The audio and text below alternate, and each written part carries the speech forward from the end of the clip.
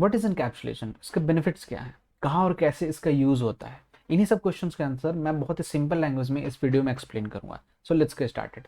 Video start करने से पहले बता दूं, मेरा नाम है अमित, चैनल का नाम है कोड फॉर बिगिनर्स और मैं आपकी प्रोग्रामिंग सीखने की जर्नी को बेटर करना चाहता हूं।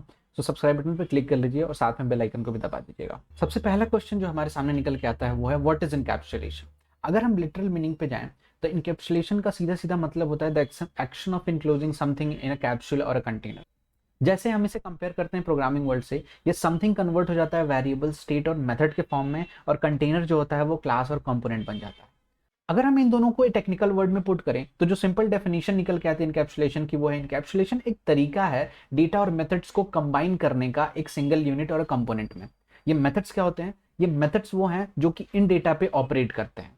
ठीक है, अब जो सेकंड क्वेश्चन हमारे दिमाग में आता है वो है कि इसको यूज क्यों किया जाता है, इसके कोई बेनिफिट्स है भी कि नहीं।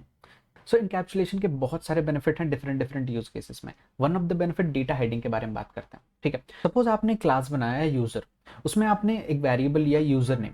सो जो बेस्ट तरीका है उस यूजर नेम को एक्सेस करने का वो है थ्रू मेथड्स। तो हमने क्या किया, हमने तो मेथड्स क्रिएट किए, गेट यूजर नेम और सेट यूजर नेम, और जिसको हमने पब्लिक एक्सपोज कर दिया और अपने वेरिएबल को प्राइवेट रख दिया।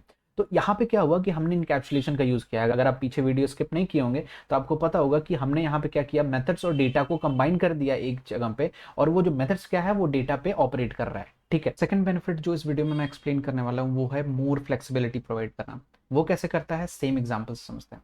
सपोज हम क्या चाहते हैं कि जो हमारा यूजर क्लास है वो रीड ऑनली रहे, मतलब बाहर से कोई भी अदर क्लास इसके स्टेट को अपडेट ना कर पाए।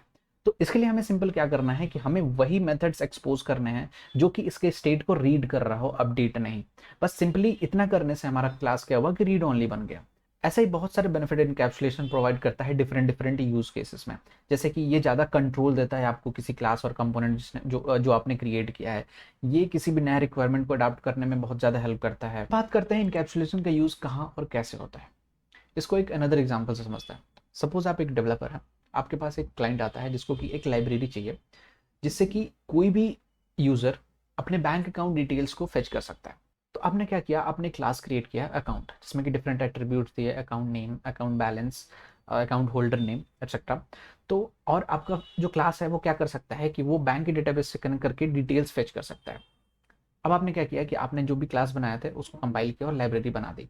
अब सपोज एक दूसरा डेवलपर है जो आपकी लाइब्रेरी यूज़ करके एक वेबसाइट बनाना चाहता है, यूज़र अकाउंट डिटेल्स फेच करना चाहता है। ठीक है, तो यहाँ पे इशू क्या है, आपने क्या किया कि अपने जो अकाउंट बैलेंस है उसको public read and write access दिया हुआ है, जिसका यूज़ करके वो डेवलपर आपके अकाउंट बैलेंस को ऑल्टर करके दिखा सकता है, जो कि ऐसा पॉसिबल नहीं होना चाहिए।